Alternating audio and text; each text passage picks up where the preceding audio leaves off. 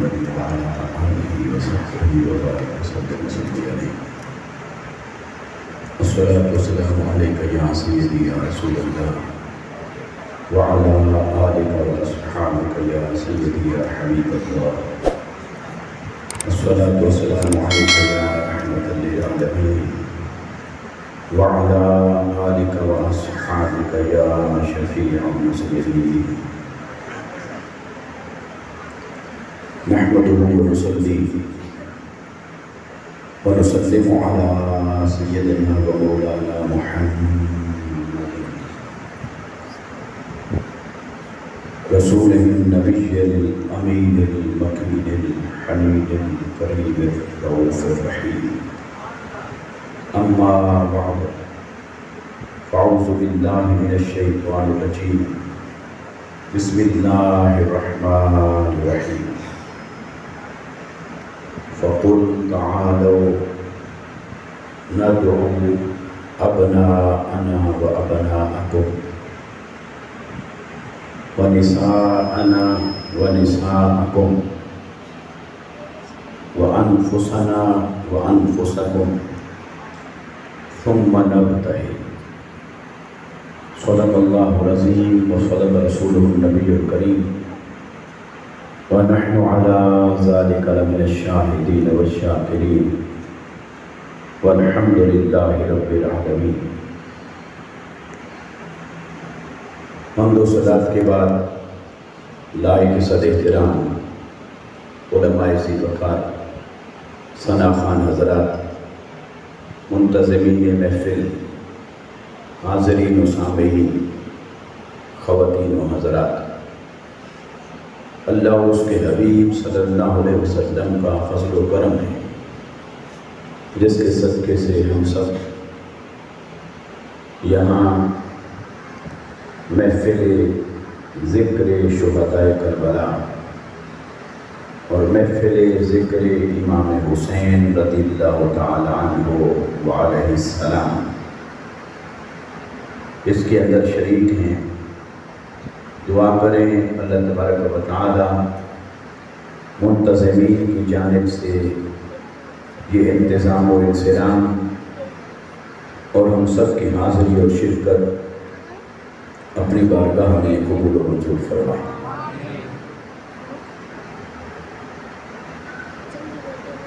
امام علی مقام رضی اللہ تعالی عنہ نے میدان کربلا میں جو عظیم قربانی پیش کی، اللہ نے اپنی بارگاہ سے دنیا میں ان کو یہ صلہ عطا فرمایا کہ گلی گلی، کوچا کوچا، شہر شہر ان کی عظمتوں کا، ان کے ذکر کا ڈنکا بجا دیا. جو آخرت میں مقامات اور مراتب ہوں گے وہ تو ہماری سمجھ سے ماورا ہے، لیکن اس دنیا میں جیتے جی جو اللہ تعالیٰ نے انہیں صلہ عطا فرمایا، وہ صلہ یہ کہ اس کا وعدہ ہے فاذکرونی اذکرکم، تم میرا ذکر کرو میں تمہارا ذکر کروں گا. تو جو اپنے قول سے، زبان سے اللہ کا ذکر کرتا ہے تو اللہ کا تو وعدہ ہے اس کا میں ذکر کرتا ہوں اور اس کا ذکر کرواتا ہوں.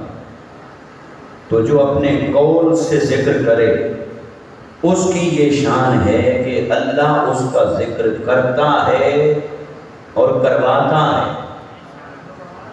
تو جو اللہ کے ذکر کو بلند کرے اپنے خون سے، اللہ کے ذکر کے جھنڈے کو سر بلند کرے اپنے خانوادے کو قربان کر کے، تو اس کے ذکر کی بلندی کتنا ہونی چاہیے. یقیناً اس کا حق یہی ہے کہ جتنے زمانے گزر جائیں، جتنی صدیاں بیت جائیں، ہر گلی میں، ہر شہر میں، ہر خطے میں، ہر زمانے میں، ہر محفل میں، ہر تقریر میں، ہر تحریر میں انہی کا ذکر ہونا چاہیے، ان کا ذکر بلند ہونا چاہیے، ان کا ذکر براء البراء ہونا چاہیے، جنہوں نے اللہ کے ذکر کو ریت کے میدان پر اپنے خون سے رقم کیا ہے، ان کے ذکر کو اللہ نے دنیا بھر میں یہ چرچا عطا فرما دیا ہے۔ تو فرماتا ہے تم میرا ذکر کرو، میں تمہارا ذکر کروں گا اور کروں گا اور کرواؤں گا۔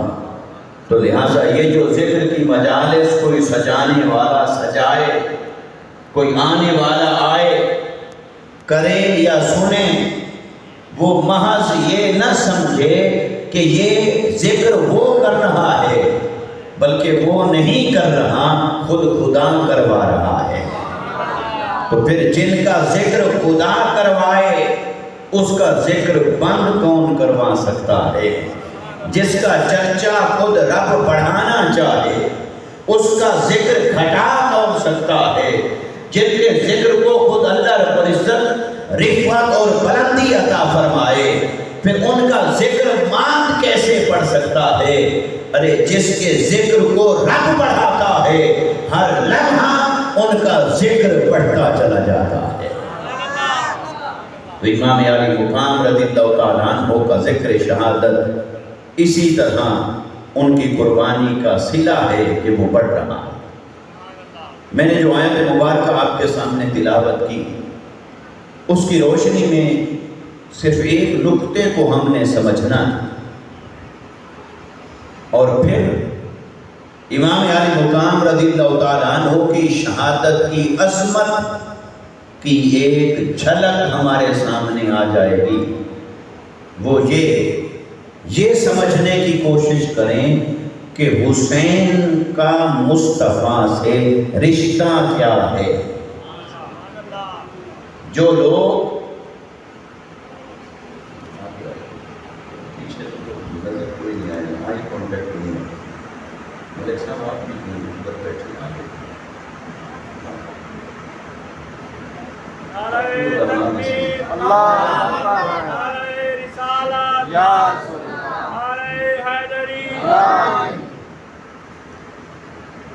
میں یہ عرض کر رہا تھا کہ جو لوگ کہتے ہیں کہ معذاللہ کربلا میں اتنا چرچا کیوں کرتے ہو، بس 2 شہزادوں کی جنگ تھی، معذاللہ ایک جیت گیا ایک ہار گیا، تو جو یہ کہے اس نے در حقیقت حسین کے رشتے کی اس گہرائی کو سمجھا ہی نہیں کہ مصطفیٰ صلی اللہ علیہ وسلم کے ساتھ حسین کے رشتے کی گہرائی کیا ہے، جسے یہ سمجھ آ گئی کہ امام علی مقام امام حسین رضی اللہ تعالیٰ عنہ وہ محض مصطفیٰ کا نواسہ نہیں، بلکہ مصطفیٰ کے جسم کا حصہ ہے، مصطفیٰ کی جان کا ٹکڑا ہے، خود جان مصطفیٰ ہے۔ وہ حسین کا ذکر کرتا بھی ہے، کرواتا بھی ہے، اور انشاءاللہ جاری و ساری رکھے گا۔ اور جو کہے کہ معذاللہ 2 شہزادوں کی جنگ تھی، ارے یزید کو تم حسین کے مد مقابل لا کے کھڑا کر رہے ہو، یہ جسارت اور جرأت تمہیں بغض اہل بیت نے دی ہے۔ اگر اپنے دل میں اہل بیت کی محبت کو اجاگر کر لو گے تو پھر یزید تو کیا، ہزاروں یزید بھی آ جائیں، حسین کے قدموں کی خاک کے برابر نہیں ہو سکتے۔ اس لیے یہ سمجھنا ضروری ہے کہ میدان کربلا میں جو حسین کھڑا تھا، یہ حسین کون تھا؟ یہ شبیہ مصطفیٰ تھا، یہ شبیہ مصطفیٰ تھے، یہ وارث مصطفیٰ تھے، یہ تصویر حسن مصطفیٰ تھے، یہ تصویر خلق مصطفیٰ تھے، یہ عکس آئینہ عکس اوصاف مصطفیٰ تھے، یہ آئینہ صفات مصطفیٰ تھے، یہ دین مصطفیٰ کا وارث کھڑا تھا، یہ مصطفیٰ کی اس امانت کا محافظ کھڑا تھا میدان کربلا میں۔ اس لیے ان کی قربانی کو اللہ نے قیامت تک کے لیے امر کر دیا ہے۔ تو اس رشتے کو یوں سمجھیں کہ آیت مباہلہ کو غور کریں۔ جب آقا علیہ السلام نے اہل کتاب کو ان کو پہلے حق سمجھایا، کیل و کال کے ساتھ، باس و تمہید کے ساتھ انہیں توحید کا پیغام دیتے رہے، حق کا پیغام دیتے رہے، اور وہ نہ سمجھے، اعتراض در اعتراض کرتے رہے، تو ایک وقت آیا کہ جب اللہ نے فرمایا حبیب اب حجت تمام ہو گئی، کیل و کال کی حجت تمام ہو گئی، اب ان کو بلائیے کہ آؤ میدان میں اترو۔ ایک میدان میں نکلتے ہیں، اللہ کے حضور دعا کریں گے، جو حق ہوگا وہ قائم رہے گا، جو باطل ہوگا وہ مٹ جائے گا۔ اس مباہلے کے لیے آ جاؤ، حق کا علم بلند کرنے کے لیے ہم آئیں گے، اور آؤ میدان میں نکلو۔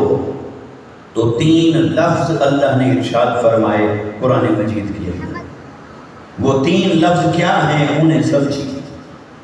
قرآن نے کہا فَقُلْ تَعَالَوْا، اے حبیب صلی اللہ علیہ وسلم آپ فرما دیجئے کہ آؤ، نَدْعُو، ہم بلاتے ہیں، لے کر آتے ہیں، أَبْنَاءَنَا وَأَبْنَاءَكُمْ، تم اپنے بیٹوں کو لے کر آؤ، ہم اپنے بیٹوں کو لے کر آئیں گے۔ تم اپنے بیٹوں کو لے کر آؤ، ہم اپنے شہزادوں کو لے کر آئیں گے۔ وَنِسَاءَنَا وَنِسَاءَكُمْ، تم اپنی عورتوں کو لے کر آؤ، ہم اپنی مستورات کو لے کر آئیں گے۔ وَأَنفُسَنَا وَأَنفُسَكُمْ، پھر تم خود آؤ، ہم خود آئیں گے۔ ثُمَّ نَبْتَهِلْ، پھر ہم کریں گے مباہلہ۔ فَنَجْعَلْ لَعْنَةَ اللَّهِ، پھر اللہ کی لعنت طلب کریں گے، کس پر؟ جھوٹے پر، کافر پر، باطل پر۔ تو اللہ کی لعنت سے باطل مٹ جائے گا، حق قائم رہے گا۔ آؤ یہ چیلنج ہے۔ اب 3 لفظ آئے، ابناءنا، کون آئے گا؟ بیٹے، نساءنا، مستورات، وانفسنا، اور خود بیٹوں کو بھی لاؤ، مستورات کو بھی لاؤ، خود بھی آؤ، ہوگا مباہلہ۔ لوگ کہتے ہیں بھی بس ہم محفل میں جائیں نہ کہیں، تو ہم کہتے ہیں کہ بس خود چلے گئے کافی ہے۔ میرے آقا تو مباہلے میں بچوں کو بھی لے گئے، بیٹوں کو بھی لے گئے، خود بھی گئے، مستورات کو بھی لے گئے، خود بھی آئے۔ تو کوئی کہے نہیں، نیکی کے کام میں، حق کی دعوت میں تو جاؤں، بچے آرام کریں، عورتوں کا کیا کام، وہ گھر میں بیٹھیں۔ میرے آقا تو عورتوں کو مباہلے میں لے کر آئے۔ امام عالی مقام تو اپنی مستورات کو کربلا میں لے کر پہنچے۔ سیدہ زینب کربلا کی ریت پر موجود رہی خیمہ زن۔ تو اللہ نے 3 الفاظ استعمال فرمائے، فرمایا ابناءنا و ابناءکم، حبیب آپ انہیں فرما دیں تم اپنے بیٹوں کو لاؤ، ہم اپنے بیٹوں کو لائیں گے۔ تو جس لمحے قرآن اس لفظ کو نازل فرما رہا تھا، قرآن کا یہ لفظ جب نازل ہو رہا تھا اور اللہ تعالیٰ نے جبرائیل کے ہاتھ اس آیت کو دے کر بھیجا، کیا رب کو معلوم نہیں تھا کہ مصطفیٰ کے بیٹے تو ہیں نہیں، حقیقی صلبی بیٹے جو نطفہ مبارک سے ہو؟ تو اللہ کو کیا معلوم نہیں تھا کہ مصطفیٰ کو جو میں حکم دے رہا ہوں کہ بیٹوں کو لے کر آؤ، ہم اپنے بیٹے لائیں گے، تم اپنے بیٹوں کو لے کر آؤ؟ تو کیا اللہ کو معلوم نہیں تھا کہ مصطفیٰ کے بیٹوں کا تو وصال ہو چکا ہے؟ تو میرا حبیب کس کو لے کر جائے گا؟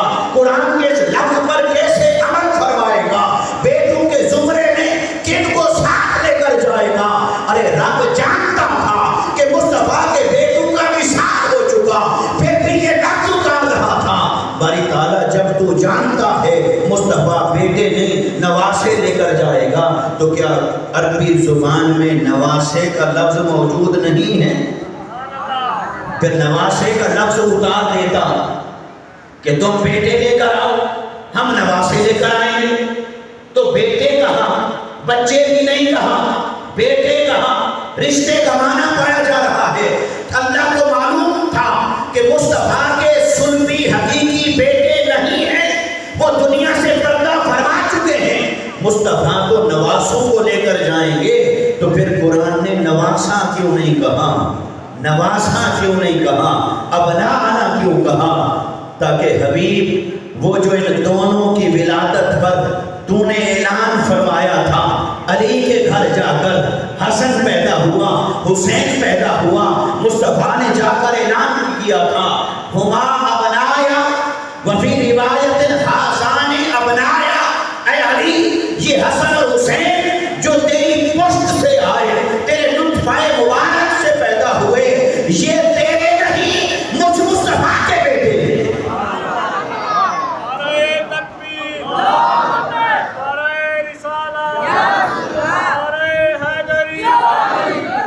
یہ اعلان فرمایا تھا مصطفیٰ نے، حبیب یہ تیرے نہیں مجھ مصطفیٰ کے بیٹے۔ تو میرے آقا نے جب انہیں بنایا بیٹا، تو بیٹا بنایا تو وہ اعلان ہوا تھا حدیث میں۔ وہ اعلان کس میں ہوا تھا؟ میرے مصطفیٰ نے فرمایا وہ حدیث بنی، تو اللہ جانتا تھا ایسے بھی کچھ لوگ آئیں گے جو حسین کو دل سے مصطفیٰ کا بیٹا ماننے کے لیے تیار نہیں ہوں گے، جو مصطفیٰ کا شہزادہ ماننے کے لیے تیار نہیں ہوں گے، ان کے دل تنگ ہوں گے اہل بیت اطہار کے لیے، حسنین کریمین کے لیے، ان کے دلوں میں وسعت نہیں ہوگی، پھر وہ انکار کرنا چاہیں گے ان کی عظمت کا، ان کی فضیلت کا، تو انکار کرنے کے لیے انہیں کوئی بہانہ چاہیے ہوگا۔ تو کوئی یہ نہ کہہ دے کہ یہ تو حدیث میں آیا ہے کہ بیٹے ہیں، میں حدیث کو مانتا ہی نہیں۔ تو پھر اگر کوئی حدیث کو مانتا ہوگا اور حسین کو نہیں مانے گا، تو وہ کہے گا یہ سند ہی ضعیف ہے، وہ کہے گا میں نہیں مانتا، سند ضعیف ہے، راوی عادل نہیں، راوی ثابت نہیں، سند متصل نہیں، اس میں یہ نقص ہے، اس میں یہ عیب ہے، اس کو امام بخاری نے نہیں لکھا، یہ صحاح میں نہیں، یہ فلاں میں نہیں۔ تو حدیث کی سند پر بیسیوں من گھڑت اعتراضات اٹھا کر وہ انکار کرنا چاہے گا، دل کا مرد تو کچھ اور ہوگا، وہ بغض اہل بیت میں ہوگا، ظاہری طور پر دلیل بنائے گا کہ حدیث کمزور ہے، سند ضعیف ہے، میں راوی کو نہیں مانتا، لہذا یا مصطفیٰ نے کہہ دیا ہے تو محض محبت نے کہہ دیا ہے، بیٹے نہیں ہیں، بس ایسے شرط کے لیے کہہ دیا ہے، اکرام کے لیے کہہ دیا ہے، مصطفیٰ نے اپنی محبت میں کہہ دیا ہے، ایسے کہنے سے تھوڑا کوئی بیٹا بن جاتا ہے۔ تو ہزار ہیلے بہانے نکالے گا تاکہ حسین کو مصطفیٰ کا بیٹا نہ مانے، نہ ماننا پڑے، حسین کو مصطفیٰ کا شہزادہ نہ ماننا پڑے۔ وہ جتنے چور دروازے ہو سکتے تھے، رب نے فرمایا حبیب وہ جو تو نے اعلان حدیث میں کر رکھا ہے، میں اسے قرآن کی آیت کیوں نہ بنا دوں، تاکہ جو فرار اختیار کرنا چاہے وہ سوچے قرآن کا انکار کرنا پڑے گا، قرآن کا انکار کرے تو دین سے دور ہو جائے، دین میں رہنا ہے تو حسین کو مصطفیٰ کا بیٹا مانے۔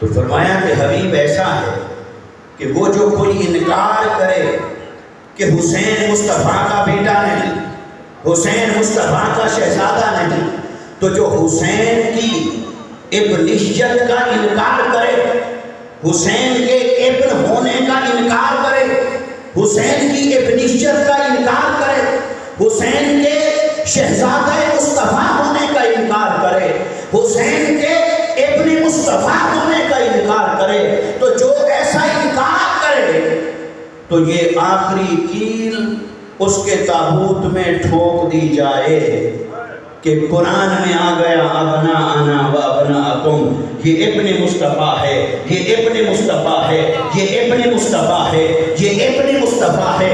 حالانکہ نواسے کا لفظ ہو سکتا تھا، قرآن کوئی متبادل لفظ لا سکتا تھا، لیکن ابن کہہ کر یہ اعلان کیا جا رہا تھا، یہ ڈکلیئر کیا جا رہا تھا، یہ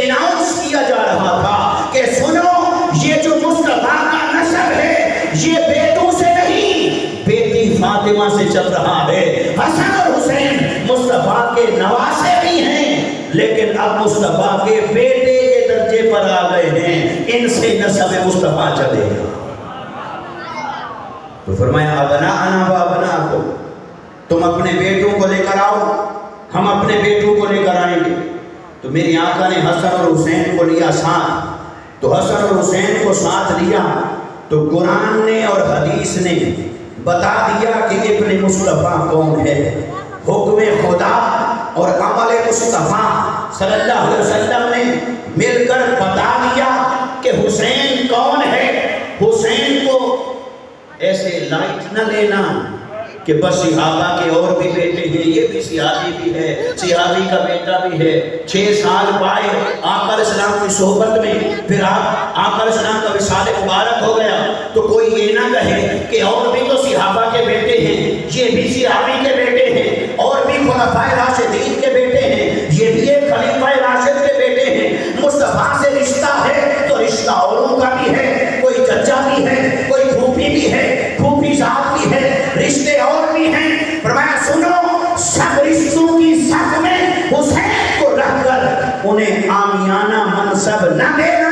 حسین خاص ہے، حسین خاص اور خاص ہے، حسین کا رشتہ بھی خاص ہے۔ قرآن نے مہر تصدیق سخت فرما دی کہ حسین ابن مصطفیٰ ہے، حسین شہزادہ مصطفیٰ ہے۔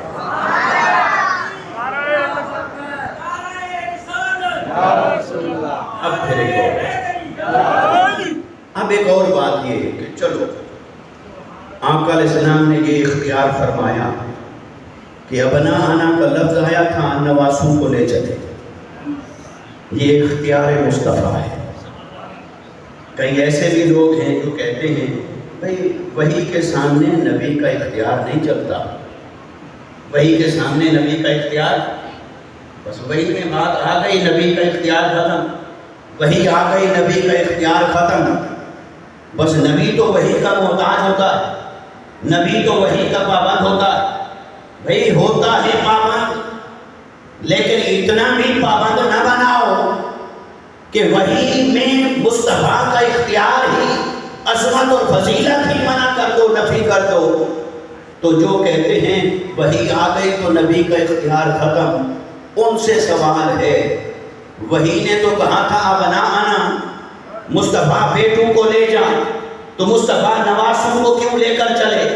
جبرائیل کھڑا تکتا رہ گیا، اور جبرائیل بھی حیران کھڑا ہوگا کہ اللہ نے تو مجھے لفظ دے کر بھیجا ہے، جبرائیل جا مصطفیٰ کو کہے مصطفیٰ بیٹوں کو لے کر آؤ، تو لفظ بیٹے کا ہے، مصطفیٰ نواسے کو لے کر جا رہے ہیں، مگر اسے مجال کہاں تھی کہ حضور سے عرض کر سکے کہ یا رسول اللہ میں قرآن لایا ہوں، مجھے پتا ہے ابن کا معنی کیا ہے، ابنا کا معنی بیٹا ہوتا ہے، بیٹے ہیں تو لائیں، نہیں ہیں تو جہاں عذر ہو وہاں اجازت ہوتی ہے، نہ لے جائیں، ہے تو لے جائیں، نہیں ہے تو نہ لے جائیں۔ جبرائیل چپ ہے، اسے پتا ہے میں مصطفیٰ کا استاذ نہیں خادم ہوں، مصطفیٰ کا استاذ نہیں خادم ہوں، میں پڑھانے نہیں آیا کہ ابن کا معنی کیا ہے، ابناءنا کا معنی کیا ہے، ابناءکم کا معنی کیا ہے، میں مصطفیٰ کو پڑھانے نہیں آیا، یہ تو اس کے پڑھے ہوئے، اس کے پڑھائے ہوئے ہیں، میں نے کیا پڑھانا ہے مصطفیٰ کو کہ ابناءنا کا معنی کیا ہوتا ہے، بیٹا کسے کہتے ہیں، حقیقی بیٹا کون ہوتا ہے، حکمن بیٹا کون ہوتا ہے، میری کیا مجال کہ میں مصطفیٰ کو پڑھاؤں کہ وحی کا معنی یہ ہے، اللہ کے حکم کا مطلب یہ ہے، اسے پتا تھا، اسے اپنی حیثیت کا اندازہ تھا، ارے تو ہے جو مصطفیٰ کے مقام کو نہیں سمجھ سکا، جبرائیل تو مقام مصطفیٰ سے آگاہ تھا، اسے پتا تھا میں مصطفیٰ کا استاذ نہیں کہ میں بتاؤں کہ ابناءنا میں کون ہو سکتا ہے کون نہیں، میں تو خادم ہوں، میں تو قاصد ہوں، یہ بھی جانتے ہیں، وہ بھی تو جانتا تھا، اگر اس نے ابناءنا بھیجا، اس نے بھیجا کیوں، یہ ابناءنا کے اندر اپنے نواسوں کو لے کر جا رہے ہیں، تو جبرائیل خاموش کھڑا رہا، وہ جان گیا یہ محبوب و محب کا راز ہے، میری مداخلت بنتی نہیں ہے، تو وہ خاموش کھڑا ہے.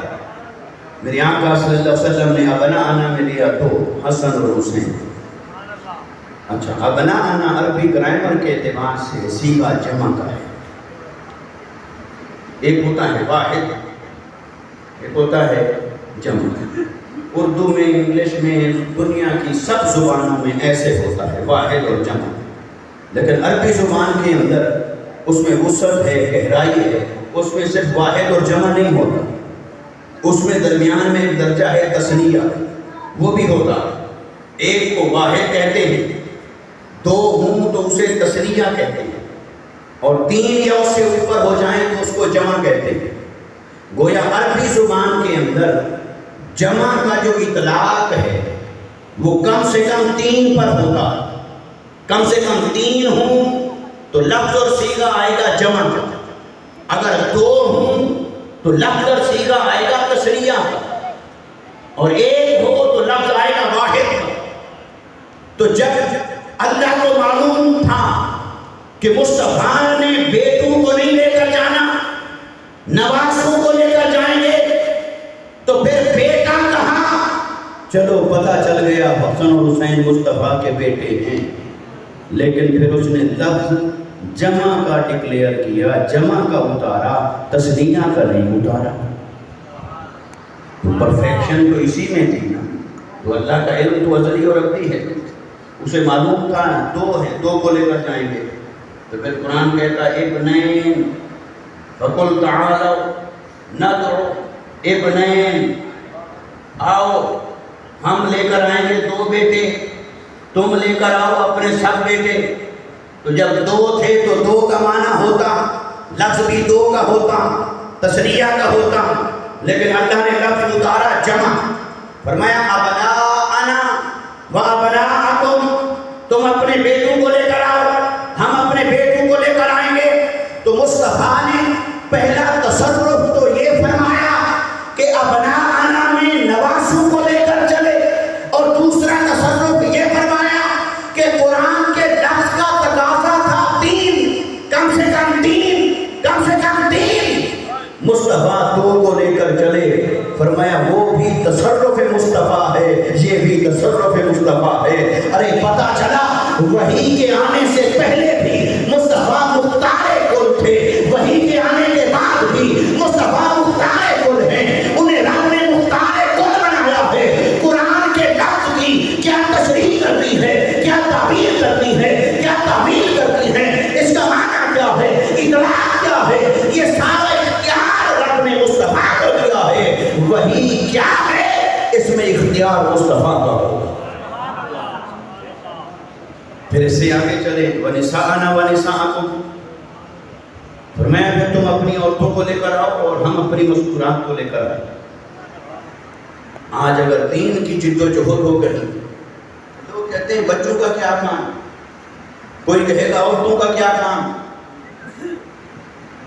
تو قرآن نے کیا کہا وَنِسَاءَنَا وَنِسَاءَكُمْ.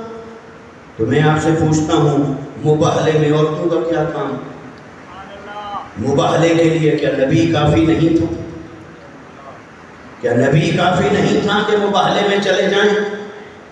تو پھر کیوں لے کر گئے نساءنا؟ اور اللہ کا حکم ہے، یہ نہیں کہ صرف حضور نے ایسا کیا، اللہ کا حکم ہے نساءنا، اس لیے کہ پتہ چل جائے حق کی راہ پر خود بھی چلو، بیٹوں کو بھی چلاؤ، اپنی ماؤں بہنوں کو بھی چلاؤ، کیونکہ سب مل کے چلو گے تو حق کی راہ پر کامل رہو گے. اگر حق کی راہ پہ چلو، بیٹے ساتھ نہیں، بیٹیاں ساتھ نہیں، مستورات ساتھ نہیں، خواتین ساتھ نہیں، تو تمہارا چلنا مشکل ہو جائے گا. تو قوا انفسکم واہلیکم نارا، اپنے آپ کو اور اپنے اہل و عیال کو اللہ کے عذاب سے بچاؤ، اور اپنے اہل و عیال کو دین کی راہ پر لے کر چلو، نیکی کی راہ پر لے کر چلو، دعوت کی راہ پر لے کر چلو. تو مباہلے میں مصطفیٰ کا جانا کافی تھا، مگر اللہ بھی ہمیں پیغام دے رہا تھا، مصطفیٰ بھی ہمیں سنت دکھا رہے تھے کہ دیکھو جہاں قربانی کی بات آ جائے، دین کی بات آ جائے، حق کی بات آ جائے، وہاں سب کو لے کر چلو. ہاں پردہ وہ تو حکم ہے، شریعہ کام وہ تو حکم ہے. اب اس سے آگے نساء تم اپنی عورتوں کو لاؤ، ہم اپنی عورتوں کو لائیں۔ تو میرے آقا نے اس میں کس کو لیا تھا؟ سیدہ کائنات سیدہ فاطمہ زہرا رضی اللہ تعالیٰ عنہا، صرف اکلوتی سیدہ کائنات رضی اللہ تعالیٰ عنہا کو لیا، نہ 2 کو لیا نہ 3 کو لیا۔ پہلے جمع کا صیغہ تھا، 2 کو لے کے چل پڑے، اب جمع کا صیغہ ہے تنہا فاطمہ کو لے کے چلے، اکلوتی فاطمہ کو لے کر چلے۔ تو اگر چاہتے تو کیا کسی اور کو نہیں لے جا سکتے تھے؟ اچھا پھر اس میں غور کریں، نساءنا اس کے اندر معنی ہے صرف جینڈر، عورت کی جنس کا معنی ہے، عورت یعنی فیمیل، جینڈر کا اس میں میننگ ہے، رشتے کا معنی نہیں ہے۔ ایک لفظ ہے عورت، تو جو بھی جنس کے اعتبار سے ہو اسے عورت کہیں گے۔ ایک لفظ ہے ماں، جب آپ ماں کا لفظ بولتے ہیں اس میں جینڈر کا میننگ بھی آ جاتا ہے کہ یہ خاتون ہے، عورت ہے، اور اس میں رشتے کا معنی بھی آ جاتا ہے کہ اس کا اور میرا رشتہ کیا ہے۔ ایسے ہی لفظ ہے بہن، اس میں جنس کا معنی بھی آئے گا، رشتے کا معنی بھی آئے گا۔ بیٹی جنس کا معنی بھی آیا، رشتے کا معنی بھی آیا۔ زوجہ بیوی، اس کی جنس کا معنی بھی پایا گیا، رشتے کا معنی بھی پایا گیا۔ اور قرآن نے جو لفظ اتارا تھا وہ رشتے کو بیان نہیں کر رہا تھا۔ قرآن نے یہ نہیں کہا بنت، قرآن نے یہ نہیں کہا زوجہ، قرآن نے یہ نہیں کہا اختن، بیٹی، بہن، ماں، زوجہ۔ قرآن نے بالکل اوپن ورڈ استعمال کیا۔ قرآن نے کہا نساءنا و نساءکم، بس جو ہماری عورتیں ہیں ہم لے کر آئیں گے۔ اب ہماری عورتیں، یہ جینڈر کا میننگ تھا، جنس کا معنی تھا، تو گویا ازواج مطہرات مصطفیٰ وہ بھی نساءنا میں شامل، بنات بھی نساءنا میں شامل، اخوات بھی نساءنا میں شامل، اگر ہوں امات، پھوپھیاں، خالات، خالائیں، یہ سب نساءنا میں شامل۔ تو میری آقا صلی اللہ علیہ وسلم اگر چاہتے تو، اب پہلے تو تھا کہ بیٹوں میں حکمن شامل کیا نواسوں کو، حقیقی بیٹے علی کے ہوئے رضی اللہ تعالیٰ عنہ اجمعین، اور حکمن بیٹے ہوئے مصطفیٰ کے۔ لیکن یہاں تو اس تعبیر کی بھی ضرورت نہیں تھی، یہاں تو لفظ ہی تھا نساءنا، اور اس میں ازواج کو لے جاتے یہ بھی اس کا حقیقی معنی بنتا۔ اخوات کو لے جائیں حقیقی معنی، خالات کو لے جائیں تو بھی حقیقی معنی، امات کو لے جائیں تو بھی حقیقی معنی، اپنے ساتھ جڑے ہوئے کسی رشتے کی خاتون کو لے جائیں، سب نساءنا کے اندر حقیقی معنی میں شامل تھی اور ہے۔ لیکن میرے آقا کس کو لے کے چلے؟ سیدہ فاطمہ رضی اللہ تعالیٰ عنہ۔ اگر چاہتے تو حرم نبوی میں ازواج مطہرات بھی موجود تھیں اور میرے آقا انہیں ساتھ لے جاتے، وہ بھی نساءنا میں شامل تھیں، شامل ہیں، شامل رہیں گی، کیونکہ وہ بھی نساء مصطفیٰ ہے، مصطفیٰ کے گھر کی خواتین ہیں، لہذا نساءنا میں وہ بھی شامل ہیں، شامل تھیں۔ لیکن میرے آقا صلی اللہ علیہ وسلم نے یہاں کیا کیا؟ نساءنا کا لفظ کا جمع کا، تم اپنی عورتوں کو لے کر آؤ، ہم اپنی مستورات کو لے کر آئیں گے۔ لیکن میرے آقا نے دیکھا کہ سب نساءنا کو لے کر جانے کی کیا ضرورت ہے، سب کو لے کر جانے کی کیا حاجت ہے، یہاں تو نمائندگی مقصود ہے، اور جب نساءنا کی نمائندگی کروانی ہو تو نساءنا کی ضرورت نہیں، پھر سیدۃ النساء بھی آ جائے تو سمجھو باقی سب آ گئے ہیں۔ نعرہ تکبیر، نعرہ رسالت، نعرہ حیدری۔ تو میرے آقا صلی اللہ علیہ وسلم نے ابناءنا میں فاطمہ کے 2 شہزادے شامل کیے، نساءنا میں خود سیدہ کائنات کو شامل کیا، اور قربان میرے آقا صلی اللہ علیہ وسلم نے علی المرتضیٰ کی طرف دیکھا، ان کے چہرہ انور کی طرف دیکھا کہ مولا کائنات کھڑے ہیں، میرے آقا ان کو بھی ساتھ لے جانا چاہتے تھے کہ ساتھ لے جاؤں۔ ایک نظر چہرہ علی کو دیکھا ہوگا، ایک نظر قرآن کے نازل ہونے والے 3 لفظوں کو دیکھا ہوگا۔ اے علی تجھے ابناءنا میں شامل کر سکتا ہوں؟ نہیں، اس کا معنی ہے بیٹے، تو نہ حقیقی بیٹا نہ حکمی بیٹا۔ آپ تو چچا زاد بھائی ہیں، تو چچا زاد بھائی کو بیٹا تو نہیں بنایا جا سکتا، نہ عرفاً نہ حکماً نہ حقیقتاً، تو پھر آپ نہ ابناءنا میں شامل ہو سکتے ہیں نہ نساءنا میں شامل ہو سکتے ہیں کہ آپ مرد ہیں۔ تو ایک ہی لفظ بچ گیا تھا، انفسنا وانفسکم، تم خود آؤ ہم خود آئیں گے۔ ایک ہی لفظ رہ گیا تھا، ہم خود آئیں گے، خود خود خود۔ تو میرے آقا نے علی کا ہاتھ پکڑا اور علی کو کس لفظ میں شامل کر کے مصطفیٰ چلے تھے؟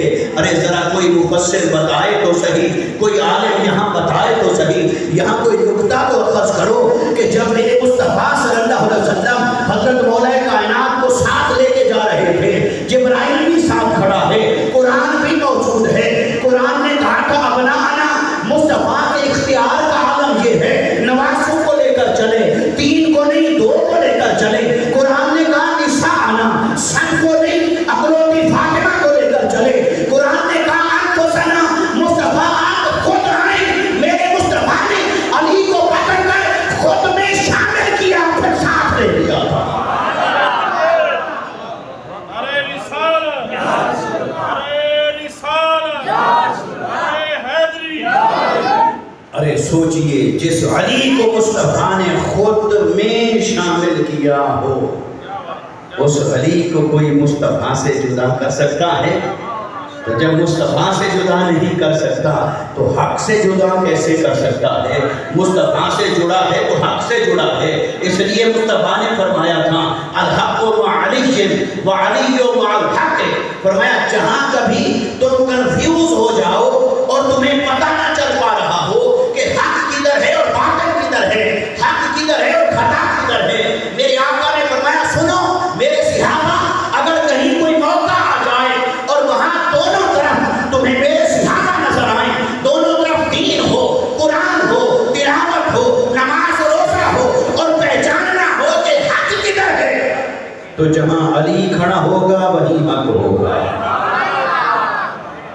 الحق مع علی وعلی مع الحق، جہاں علی ہوگا وہاں حق ہوگا، جہاں حق ہوگا وہیں علی ہوگا۔ علی حق سے جدا نہیں، حق علی سے جدا نہیں۔ اس لیے اگر علی کے بدِ مقابل ام المومنین سید عائشہ رضی اللہ تعالی عنہا کھڑی تھی تو امت کی اکثریت نے کہا کہ ان سے اجتہادی خطا ہوئی تھی، سمجھنے میں غلطی لگی تھی کہ عثمان کے قاتلوں کا بدلہ لینے کے لیے علی کے سامنے کھڑا ہونا جائز ہے یا نہیں۔ جب انہیں حوض میں بھوک میں پہنچ کر جب کتوں کا بھونکنا نظر آیا، حضرت عائشہ نے کہا یہ کون سی جگہ ہے؟ کہاں کہاں میرے آقا نے فرمایا تھا کہ میری ایک زوجہ پر حوض کے کتے بھونکیں گے اور اس وقت وہ خطا پر ہوں گی۔ کہا مجھے یہیں سے واپس لے چلو۔ یہ تھا حق، یہ بھی حق تھا کہ جب مصطفیٰ کا فرمان یاد آ جائے تو ام المومنین کی شان یہ ہے، نہ اپنے اصل کو دیکھا، نہ ارادے کو دیکھا، نہ انا کو دیکھا، نہ اپنے آپ کو دیکھا، بلکہ کہا جہاں حق کی پہچان ہو جائے حق کے ساتھ کھڑے ہونا، یہی تعلیم مصطفیٰ ہے، یہی تربیت مصطفیٰ ہے۔ جس لب نے ام المومنین پر حق آشکار ہوا، انہوں نے سفر وہیں سے لپیٹا اور مدینے کی طرف واپس چل دی۔ کہاں علی حق پر ہے، علی جو کر رہا ہے وہی حق ہے۔ اور جب علی نے یہ دیکھا کہ ام المومنین ہماری ماں، چونکہ علی کی ماں بھی مصطفیٰ، وہ بھی ام المومنین ماں ہیں، علی کی بھی ماں ہیں کیونکہ وہ ام المومنین ہیں، تو علی نے کیا کیا؟ فرمایا حسین جا ام المومنین کے ساتھ جا، ادب اور احترام کے ساتھ گھر تک چھوڑ کے آ، راستے میں کوئی غیر نہ جائے۔ اے حسین تو جا کہ عائشہ رضی اللہ تعالی عنہ وہ میری بھی ماں ہے، تیری بھی ماں ہے، ہر مومن کی ماں ہے۔ ارے جو ناموس مصطفیٰ ہے وہ ناموس علی ہے، جو عزت مصطفیٰ ہے وہ عزت علی ہے، وہ عزت حسین ہے۔ اس لیے اما عائشہ کی عزت و عظمت کے لیے علی نے حسین کو ساتھ بھیجا، کہا انہیں وہاں تک چھوڑ کے آؤ۔ تو جہاں آشکار ہو گیا وہاں ام المومنین رضی اللہ تعالیٰ عنہ نے ایک لمحہ نہیں لگایا، کہاں علی کے ساتھ حق ہے، حق علی کے ساتھ۔ ایسے ہی بے شک حضرت معاویہ رضی اللہ تعالیٰ عنہ، انہوں نے بھی ایک اجتہاد کیا تھا، وہ صحابی تھے، مجتہد کہ عثمان کے قاتلوں کا بدلہ لیں، فرق سے فتنہ تھا، وہ کہتے تھے فوری نہیں۔ علی نے کہا نہیں، فوری کی ڈکٹیشن میں کسی کی نہیں دوں گا، منصب خلافت میرے پاس ہے، جہاں اور جب مجھے لگے گا کہ فلاں قاتل ہے، جب اس کا قاتل ہونا واضح ہو جائے گا میں اسے سزا دوں گا، لیکن حالات کا جب تقاضا ہوگا تب کروں گا۔ تو اس لیے وہ اڑ گئے، انہوں نے جنگ کی، جنگ صفین ہوئی، مگر یہ کہ اس موقع پر بھی اہل سنت کے اکابرین، اہل سنت کے جمہور، اہل سنت کے سب علماء، سب مجتہدین، سب مفسرین، سب اس بات پر قائم ہیں کہ بے شک حضرت معاویہ رضی اللہ تعالیٰ عنہ نے حضرت عثمان کے قاتلوں کا مطالبہ کیا تھا، ان کا مطالبہ حق پر مبنی تھا، قرآن کی تعلیم پر مبنی تھا، جس سے مطالبہ کر رہے تھے وہ مطالبہ بھی بنتا تھا، لیکن خلیفہ وقت کو مجبور نہیں کر سکتا تھا، کیونکہ علی حق کے ساتھ کھڑا ہے، حق علی کے ساتھ کھڑا ہے، علی نے فیصلہ کرنا ہے یہ کام کب کرنا ہے، یہ کام کیسے کرنا ہے، ابھی التماس ہے، جب کلیئرٹی اور واضحیت ہوگی تب اسے کرنا ہے۔ تو لہٰذا وہ خطا پر تھے، علی حق پر تھے، کیونکہ علی کیا ہیں، انفس مصطفیٰ ہیں، خود مصطفیٰ کی شان کا ظہور ہیں، اس لیے میرے آقا صلی اللہ علیہ وسلم نے انہیں انفس میں شامل فرمایا۔ اب اسی طرح تین لفظ آ گئے، اب ان تینوں لفظوں کو آپ نے سمجھ لیا اور جان لیا۔ قرآن نے کہا فَقُلْ تَعَالَوْا نَدْعُ أَبْنَاءَنَا وَأَبْنَاءَكُمْ وَنِسَاءَنَا وَنِسَاءَكُمْ وَأَنفُسَنَا وَأَنفُسَكُمْ، تم خود آؤ، تم اپنے بیٹوں کو لاؤ، ہم اپنے شہزادوں کو لائیں گے، تم اپنی عورتوں کو لاؤ، ہم اپنی مستورات کو لائیں گے، تم خود آؤ، ہم خود آئیں گے۔ تو ادھر سے مصطفیٰ نکلے، علی المرتضیٰ نکلے، حسن اور حسین نکلے، سیدہ فاطمہ نکلی۔ اہل کتاب نے دیکھا، کہا ایسے چہرے اللہ کی عزت کی قسم اگر ان کے ہاتھ اٹھ گئے تو قیامت تک تمہارا ایک بھی مذہب کا پیروکار نہیں بچے گا۔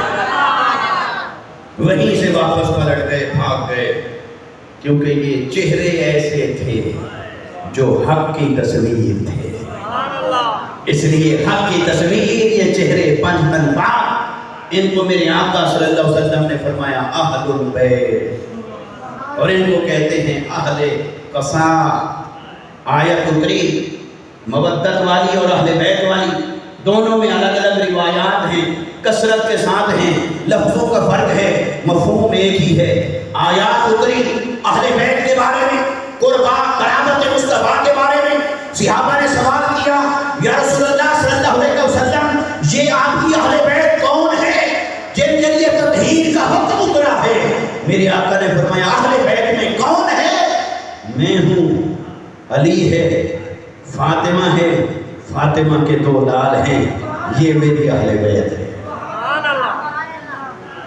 ہاں ازواج مطہرات بھی اہل بیت میں شامل ہیں، وہ ہمارے اکابرین نے کہا ہے۔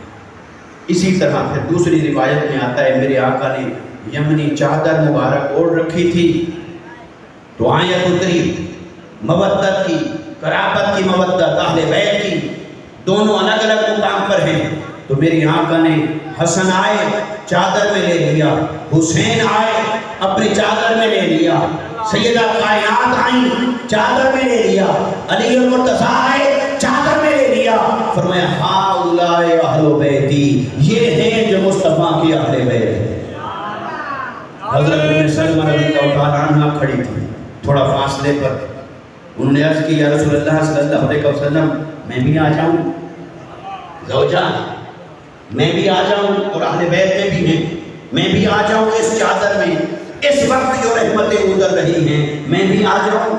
میرے آقا نے فرمایا انت علی مکانک وانت علی خیر، فرمایا ام سلمان تیری اپنی جگہ ہے، ان کی اپنی جگہ ہے، تیرا بھی ایک مقام ہے، ان کا بھی ایک مقام ہے، ان کا اپنا مقام ہے، تیرا اپنا مقام ہے، یہ اپنے مقام پہ کھڑے ہیں، تو اپنے مقام پہ کھڑی ہے، جہاں تو کھڑی ہے وہ بھی خیر ہے، جہاں یہ کھڑے ہیں یہ بھی خیر ہے، مگر یہ در مصطفیٰ کی خیرات ہے، کسی کو کوئی سوغات ملی، کسی کو کوئی سوغات ملی، تجھے زوجہ مصطفیٰ کا لقب ملا، ام المومنین کا لقب ملا، انہیں میری اہل بیت کا لقب ملا، در مصطفیٰ سے ابو بکر آئے صدیق کی جنگ کی سوغات پا گئے، عمر بن خطاب آئے تو فاروق کی جنگ کی سوغات کو حاصل کر گئے، عثمان بن عفان آئے حیات پہ کر ہو گئے، علی بن مرتضیٰ آئے ولایت محمدی کے وارث ہو گئے، فاطمہ آئی سیدۃ النساء ہو گئیں، حسنین کریمین آئے ابنائے مصطفیٰ ہو گئے۔ یہ ترازو لے کے تولتے کیوں؟ تمہارا اور میرا کیا کام ہے کہ تولے؟ بھئی بڑوں کو بھی کوئی تولتا ہے، جب ہیں ہی بڑے تو بڑے جانے، پھر ہم کیوں بیچ میں آئیں کہ یہ بڑا ہے یا وہ بڑا ہے؟ بھئی وہ بڑے ہیں، بڑوں کو میرے آقا نے نوازا، بڑا نوازا، اور ہر ایک اپنی شان میں بے مثل نظر آئے۔ اگر میرے آقا نے حضرت مولا کائنات کے بارے میں فرمایا کہ اے علی میں تبوک پہ جا رہا ہوں، بڑا مشکل وقت ہے، کٹھن وقت ہے جنگ کا، تو آپ کو میں چھوڑتا ہوں پیچھے، بچے اور خواتین ہیں، آپ مدینے میں ٹھہرو۔ علی کی آنکھوں سے آنسو آ گئے، یا رسول اللہ صلی اللہ علیہ وسلم بدر میں آپ کے ساتھ لڑا، احد میں ساتھ لڑا، خندق میں ساتھ لڑا، حنین میں ساتھ گیا، ہر مارکے میں میں آپ کے ساتھ کھڑا تھا، اب تبوک اتنا بڑی جنگ ہے، آپ 30,000 کا لشکر لے کے جا رہے ہیں اور علی پیچھے رہ جا، میں کھڑا رہوں، میں نہ لڑوں، میں بچوں کے ساتھ بیٹھا رہوں، میں عورتوں کے ساتھ بیٹھا رہوں۔ میرے آقا نے فرمایا اے علی کبھی کبھی ایسے کرنا پڑتا ہے، حکمت ہوتی ہے، مصلحت ہوتی ہے، تو رنجیدہ نہ ہو، تیری شان یہ ہے، تیری نسبت میرے ساتھ ایسے ہے جیسے ہارون کی نسبت موسیٰ کے ساتھ تھی، جیسے ہارون کی نسبت موسیٰ کے ساتھ تھی، تیری نسبت میرے ساتھ ایسے ہے۔ موسیٰ علیہ السلام بھی کوہ طور پہ گئے تھے قوم کو لے کر، تو ہارون علیہ السلام ان کو قبیلے میں چھوڑ گئے تھے کہ آپ میری جگہ نائب بنے، قائم مقام بنے، ذمہ داری سنبھالیں، ان کو وہاں چھوڑ گئے تھے، تو وہاں آپ کی میرے ساتھ ایسے نسبت ہے۔ اب اگر اس سے کوئی یہ نتیجہ نکالے کہ اس سے ثابت ہوا کہ پھر خلافت کا حق حضرت علی کا تھا، تو اس میں آپ کو آج ایک پتے کی بات بتاتا ہوں، آپ کے ذہن سے کنفیوژن دور ہو جائے۔ جس نبی کے بارے، جس صحابی کے بارے میں جو شان آئی، کیا بولیے، جو شان بھی میرے آقا نے بتائی، اس کو سمجھیں محض فضیلت، استحقاق خلافت نہ بنے، فضیلت سمجھیں، خلافت کا استحقاق اس سے نہ سمجھیں۔ اگر یوں خلافت کا استحقاق نکالنے لگ جائیں فضیلت کے باب میں سے، تو جہاں علی کو مصطفیٰ نے فرمایا کہ میرے ساتھ آپ کی نسبت ایسے ہے جیسے ہارون تھے موسیٰ کے ساتھ، کوئی کہے دیکھو ہارون نائب تھے، قائم مقام بنے موسیٰ کے، تو پتہ چلا کہ علی ہی نائب بننا چاہیے تھا مصطفیٰ کا، تو خلیفہ بننے چاہیے تھے۔ تو مجھے بتاؤ، پھر جب مصطفیٰ نے ابو بکر کو کہا میں بیمار ہوں، علیل ہوں، میری غیر موجودگی میں میرے مصلے پر اگر کوئی امت کی نماز امامت کر سکتا ہے فقط صدیق ہے، صدیق کو کہو نماز پڑھائے، تو پھر اس سے ثابت ہوا کہ صدیق اکبر نائب ہیں، وہی خلافت کے حقدار ہیں۔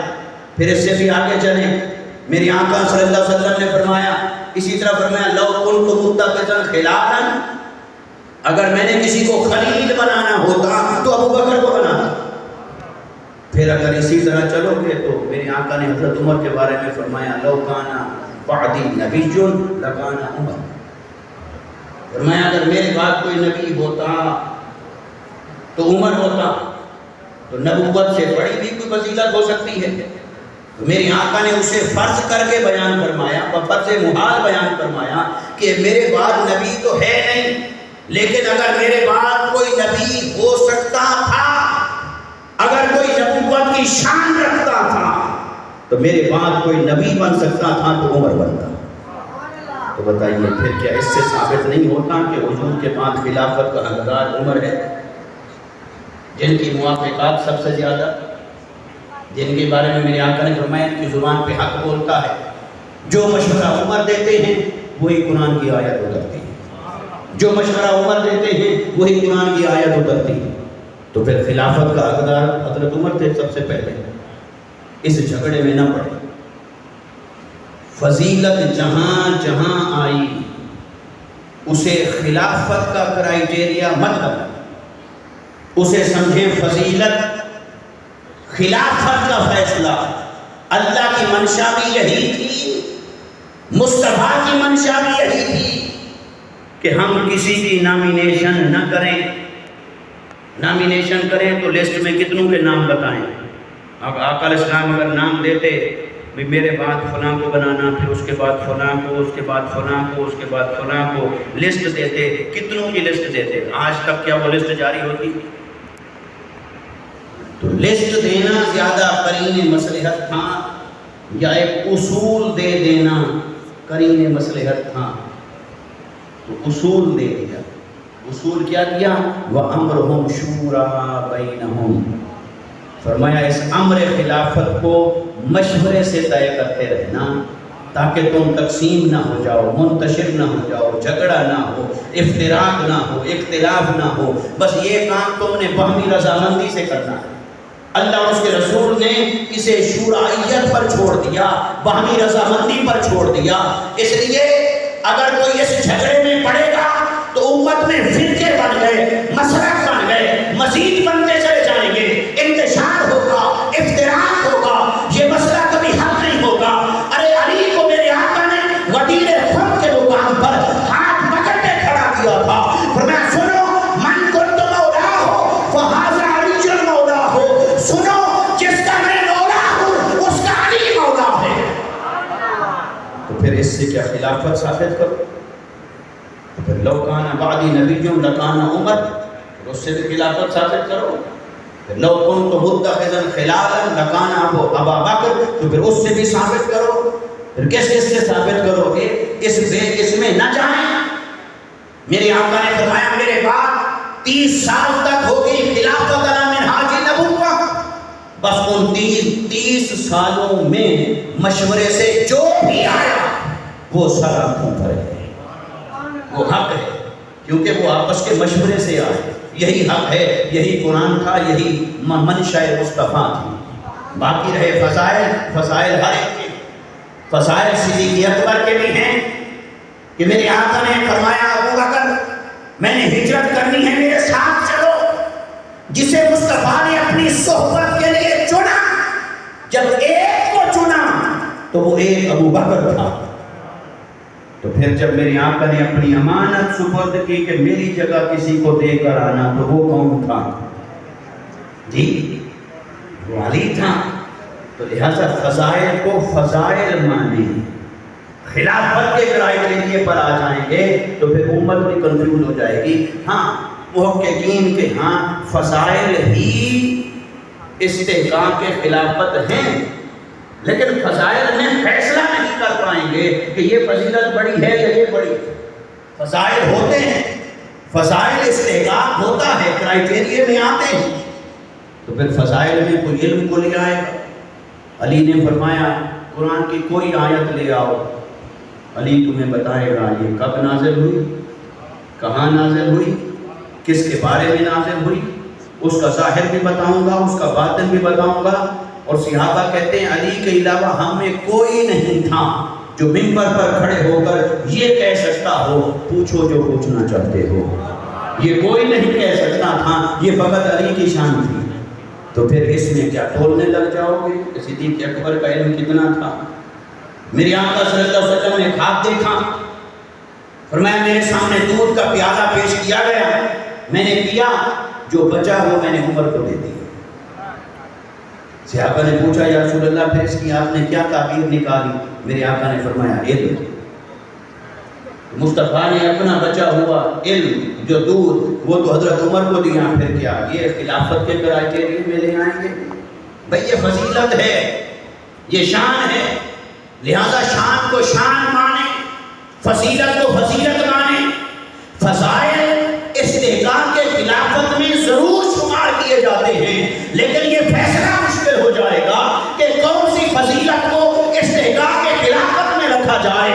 اس لیے امت کو، امت کے عوام کو، عوام الناس کو جن کا علم کم ہے انہیں جھگڑے سے نکالیں، فرقہ واریت سے نکالیں، مسلکی اختلافات سے نکالیں، ان کو ابو بکر کی بھی عظمت پڑھاؤ، عمر کی بھی عظمت پڑھاؤ، عثمان کی بھی عظمت پڑھاؤ، علی کی بھی شان سکھاؤ، انہیں اہل بیت کا بھی غلام بناؤ، صحابہ کا بھی غلام بناؤ، امت کو ایسا بناؤ کہ صحابی کا نام آئے تب بھی سر جھکاتا ہو اور اہل بیت کا نام آئے تب بھی دل جھکا کر ان کے سامنے کھڑا۔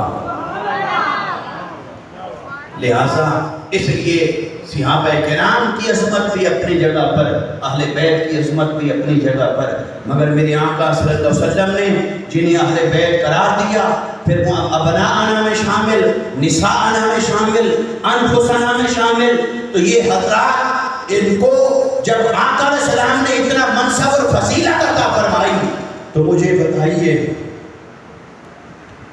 یزید کو جو حسین کے مقابلے میں لا کے کھڑا کرے، یزید کا باپ حسین کے باپ کے برابر ہے؟ صحابی بے شک ہے، سرآنکھوں پر صحابی ہر ولی کتب ابدال سے اونچا درجہ رکھتا ہے، مگر جب صحابہ میں آپس میں بات کریں گے تو کیا حضرت معاویہ کو علی کے برابر کھڑا کریں؟ کوئی کر سکتا ہے؟ کسی کی ہے مجال کہ وہ حضرت معاویہ کو علی کے برابر کھڑا کرے؟ تو پھر کیا یزید کی ماں کو حسین کی ماں کے سامنے کوئی کھڑا کر سکتا ہے؟ سیدہ کائنات یزید کے نانا کو حسین کے نانا کے سامنے کوئی کھڑا کر سکتا ہے؟ میرے آقا نے فرمایا حسین وہ ہے کہ جس کی ماں سیدۃ النساء ہے، سیدۃ جنت ہے، جنت کی سردار ہے۔ حسین وہ ہے جس کا بابا مولا کائنات ہے، حسین وہ ہے جس کا بھائی حسن ہے، حسین وہ ہے جس کی بہن زینب ہے، حسین وہ ہے جس کا نانا مصطفیٰ ہے۔ ارے حسین بے مثل تھا، حسین بے مثل ہے، حسین بے مثل رہے گا۔ حسین کا رشتہ مصطفیٰ سے کیا ہے؟ جس کو اس رشتے کی گہرائی سمجھ آ گئی وہ کبھی انہیں دو شہزادوں کی جنگ نہیں کہے گا، وہ کہے گا یزید پلید تھا پلید ہے، حسین پاک تھا پاک ہے پاک رہے گا۔ اس لیے حسینیت کو سمجھیں، اہل بیت کی محبت، صحابہ کرام کا احترام، اہل بیت کی محبت، جن کی محبت کو خود قرآن نے لازم کر دیا ہو، جن کی محبت کو میرے آقا نے فرمایا ہو، فرمایا من احب حسینا فقد احبنی ومن احبنی فقد احب اللہ ومن احب اللہ ادخلہ اللہ الجنۃ او کما قال النبی صلی اللہ علیہ وسلم۔ وفی روایت ومن ابغض الحسین فقد ابغضنی ومن ابغضنی فقد ابغض اللہ ومن ابغض اللہ فادخلہ اللہ النار او کما قال النبی صلی اللہ علیہ وسلم۔ میرے آقا نے فرمایا سنو، جس نے حسین سے محبت کی اس نے مجھ سے محبت کی، جس نے مجھ سے محبت کی سمجھو اس نے خدا سے محبت کی، اور جس نے خدا سے محبت کی اس کا مقام جنت کے سوا اور ہو کیا سکتا ہے؟ اور فرمایا جس نے حسین سے بغض رکھا اس نے مجھ سے بغض رکھا، جس نے مجھ سے بغض رکھا سمجھو اس نے خدا سے بغض رکھا، اور جس نے خدا سے بغض رکھا اس کا ٹھکانہ جہنم ہے۔ اس لیے میدان کربلا میں جو حسین پر تلواریں لے کر کھڑے تھے کیا کہیں گے؟ حسین کی محبت میں تلواریں چلا رہے تھے یا حسین کی دشمنی اور نفرت میں؟ بولیے، کوئی مشکل ہے یہ فیصلہ کرنا؟ تو جب تلواریں چلا رہے تھے تو ان کا سینہ تو بغض اہل بیت سے بھرا تھا، اہل بیت کی نفرت اور عداوت سے بھرا تھا۔ بے شک صحابہ کی اولادیں تھیں، بے شک اس سے پہلے مسلمان تھے، مسلمان ہوں گے، میں نہیں کہتا کہ اس سے پہلے کافر تھے، لیکن جس لمحے انہوں نے پکا ارادہ کر لیا، تلوار اٹھائی اور اہل بیت کے سامنے کھڑے ہوئے، ان کے دلوں سے جب اہل بیت کی محبت رخصت ہوئی، ایمان بھی اس کا دامن پکڑ کر چلا گیا۔ ایمان نے کہا جہاں اہل بیت کی محبت نہ رہے، میں نے اس ویرانے میں رہ کر کیا کرنا ہے۔ محبت اہل بیت رخصت ہوئی تو ایمان بھی رخصت ہوا، اہل بیت کا ادب رخصت ہوا تو ایمان بھی چلا گیا، اہل بیت کا احترام رخصت ہوا تو ایمان بھی ساتھ چلا گیا۔ اس لیے جب میدان کربلا کے اندر انہوں نے امام علی مقام کو شہید کیا، آپ کے خانوادے کو شہید کیا، ایک ایک فرد کو شہید کر دیا، پھر خیموں کو آگ بھی لگا دی، پھر لاشوں پر گھوڑے بھی دوڑا دیے، کیا رہ گیا ہے کوئی دلیل ایسی کہ ان کے بارے میں پھر بھی کوئی نرم گوشہ رکھے؟ اگر ان کے بارے میں کوئی نرم گوشہ رکھے گا تو پھر تمہیں یزید مبارک، ہمیں حسین کے قدموں کی خاک مبارک۔ حسین فرق ہے لوگوں کے درمیان اب محمدیت کا اور غیر محمدیت کا۔ حسین کو اللہ نے میرے آقا کی ذات کے لیے ایسا بنایا کہ فرق کر دیا حق کون ہے باطل کون ہے۔ دوستان مکرم، لہٰذا اس دور کے فتنوں کو، انتشار کو، چیزوں کو سب کو سامنے رکھیں۔ نوجوان نسل کبھی تاریخ پڑھتی ہے، مختصر پڑھ لی، کتابیں پڑھ لی، سوشل میڈیا ہے، کوئی پوسٹ پڑھ لی، کوئی ایک شے پڑھ لی، کبھی اصلی ہوتی ہے، کبھی نقلی ہوتی ہے، کبھی خالص ہوتی ہے، کبھی ملاوٹ والی ہوتی ہے۔ اس سے نفرتیں بڑھ رہی ہیں، ان نفرتوں کو ختم کرنے کی ضرورت ہے۔ صحابہ اور اہل بیت دونوں ہمارے لیے قابل احترام ہیں، دونوں کا احترام کریں۔ آپس میں ان کے معاملات کیا رہے، کیا وہ فیصلہ آپ اور میں کریں گے؟ آپ اور میں حساب کریں گے کہ ان کے آپس میں کیا فیصلے تھے؟ لہٰذا محبت اور احترام ہی ہمارے لیے نجات کی راہ ہے۔ بس یہی پیغام ہے آج کی اس کانفرنس کا۔ اللہ تعالیٰ ہمیں اہل بیت اطہار کی محبت نصیب فرمائے، صحابہ کرام کی محبت اور احترام نصیب فرمائے، اور اللہ تعالیٰ ہمیں دین کے لیے قربانی دینے کی توفیق عطا فرمائے۔